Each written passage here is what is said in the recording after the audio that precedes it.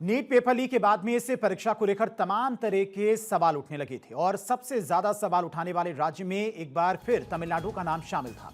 तमिलनाडु पिछले कई सालों से नीट परीक्षा का विरोध करता आया और अब एक बार फिर से राज्य में नीट को खत्म करने के प्रस्ताव को मंजूरी मिली है। तमिलनाडु के स्वास्थ्य मंत्री केजी अरुण राज ने नीट खत्म करने के मुद्दे पर राज्य विधानसभा में प्रस्ताव पेश किया, जिसके बाद इसे पारित किया गया। विजय सरकार से पहले स्टालिन सरकार ने भी ऐसा ही एक प्रस्ताव पारित किया था। इस प्रस्ताव के पक्ष में तमिलनाडु की ज्यादातर पार्टियां रहीं।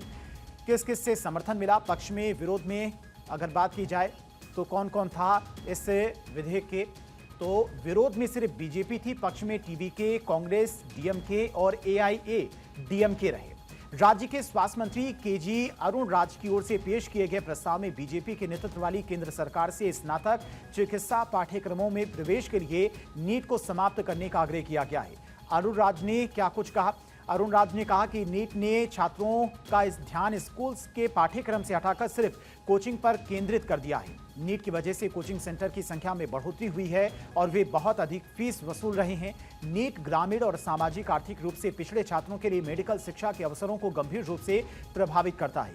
तमिलनाडु लगातार जोर देती रही है तमिलनाडु की सरकार की नीट सामाजिक न्याय, समानता, राज्यों के अधिकार के खिलाफ है।